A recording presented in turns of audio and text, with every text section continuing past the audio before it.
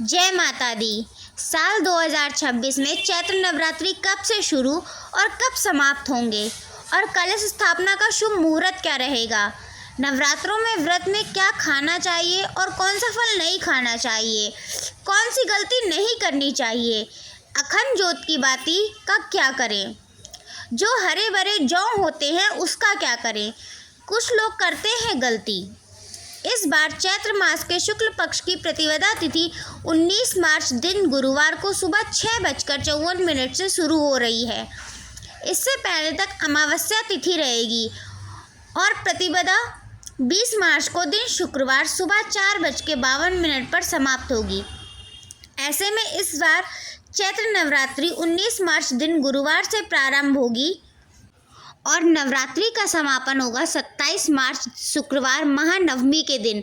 मान्यताओं के अनुसार अगर गुरुवार या शुक्रवार को नवरात्रि प्रारंभ होने वाली होती है तो उसका अर्थ होता है कि माँ डोली यानी पालकी पर सवार होकर आती हैं, जिसे सामान्यतः बहुत ज़्यादा शुभ नहीं माना जाता क्योंकि अस्त्रलता और चुनौतियों का संकेत होती हैं।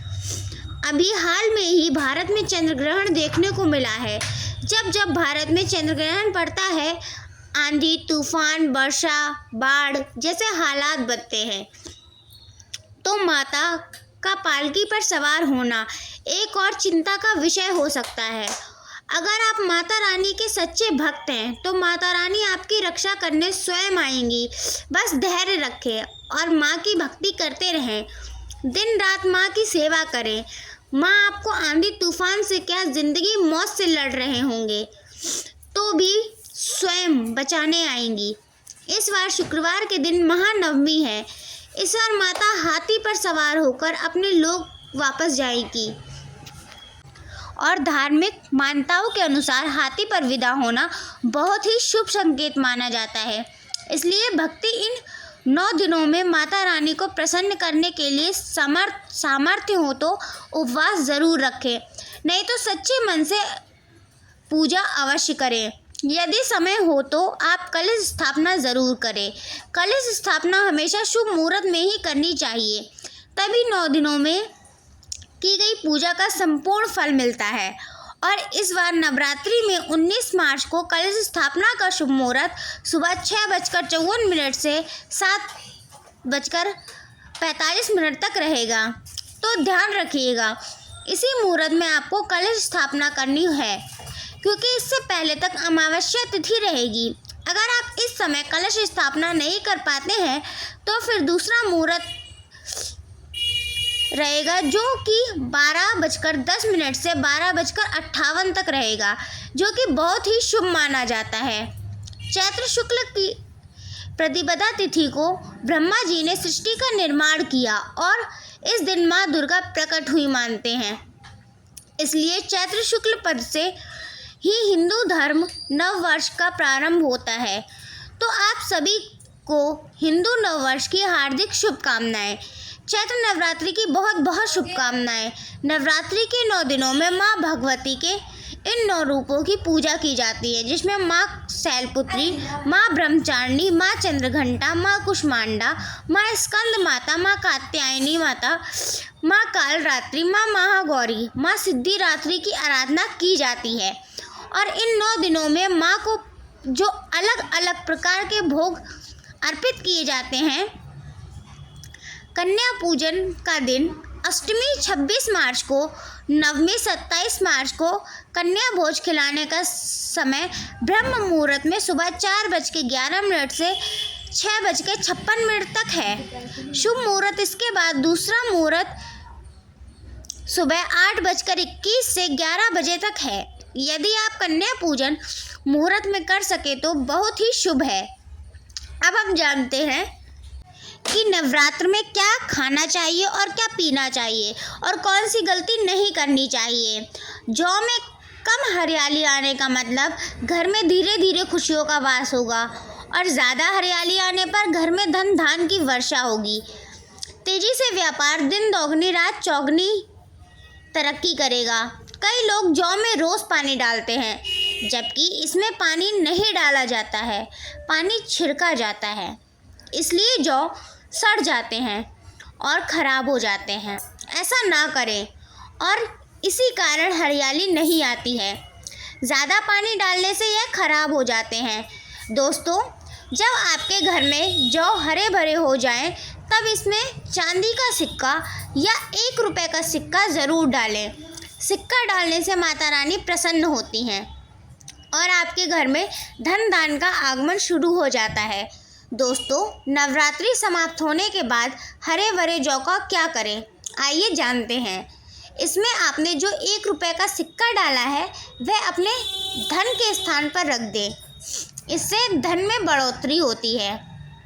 जो कि थोड़े से पत्ते प्रसाद के रूप में ग्रहण करें और अपने परिवार को भी दें। इसको खाना बहुत ही शुभ और मंगलकारी माना जाता है। इसे जो भी खाता है जल्दी बीमार नहीं पड़ता है। और बाकी की जो आप गंगा या किसी नदी में विसर्जित कर सकते हैं। कई लोग अपने घर में अखंड जोत जलाते हैं और जो उसकी बाती होती है उसे कई लोग इधर उधर फेंक देते हैं और कई लोग संभाल कर रख लेते हैं या फिर पानी में डाल देते हैं, जबकि इससे आपको कोई फ़ायदा नहीं होता। जो अखंड जोत होती है उसे आप मामूली ना समझें। यह बढ़ने के बाद भी जागृत अवस्था में होती है। इसमें साक्षात माता दुर्गा का वास होता है। दोस्तों, नवरात्रि समाप्त होने के बाद इसके बचे हुए तेल को आप बच्चों की मालिश करने के लिए रखें या अपने दर्द वाली जगह पर लगाने के लिए रखें। सभी बीमारी दूर होंगी और आपके ऊपर सकारात्मक ऊर्जा का संचार होगा। और साथ ही जो अखंड ज्योत की बाती होती है उसे आप अपने बाजू में बांध लें। ऐसा करने से आपको धनी होने से कोई नहीं रोक सकता। बच्चे बड़े सभी बांध सकते हैं। जिसमें माँ का आशीर्वाद आपके साथ हमेशा रहेगा। बुरी नज़र से रक्षा होगी।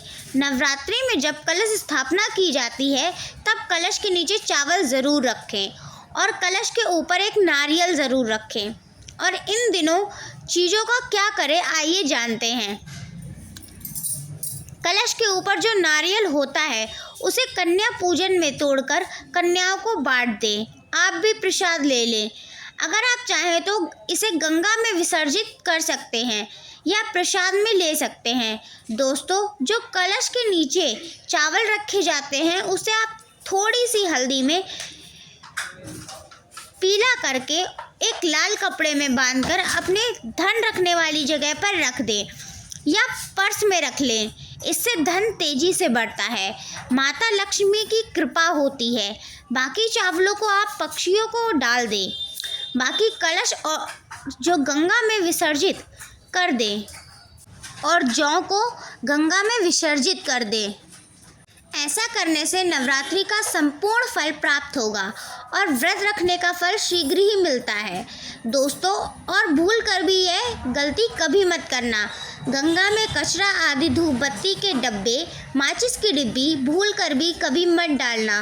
सादे सड़े हुए फूल गंगा में नहीं डालने चाहिए। इससे उल्टा व्यक्ति नरक में चला जाता है और परिवार गरीबी में वास करता है। गंगा मैया क्रोधित हो जाती हैं और श्राप देती हैं। इसलिए ऐसा घोर पाप कभी मत करना। इसके पीछे एक कथा है। गंगा मैया भगवान शिव से शिकायत करने के लिए पहुंची। तब भगवान शिव कहते हैं, जो मनुष्य गंगा को मैला करेगा वह कभी पवित्र नहीं कहलाएगा। वह हमेशा नरक में भटकता रहेगा। उसे मोक्ष प्राप्त नहीं होगा। वह नरक की भांति इस पृथ्वी लोक में भ्रमण करता रहेगा। इसलिए गंगा को मैला नहीं करना चाहिए, नहीं तो आपके समस्त पुण्य नष्ट हो जाते हैं। आपके पुण्य भूत पिशाच को प्राप्त हो जाएंगे। दोस्तों, अगर आपको माता की चुनरी का उपहार में मिली है, जैसे जागरण आदि या किसी पंडाल या धार्मिक स्थान में, ऐसी माता की चुनरी बहुत ही शुभ मानी जाती है। इससे आपका वैवाहिक जीवन सफल हो जाता है। माता रानी की चुनरी को आप संभाल कर रखें।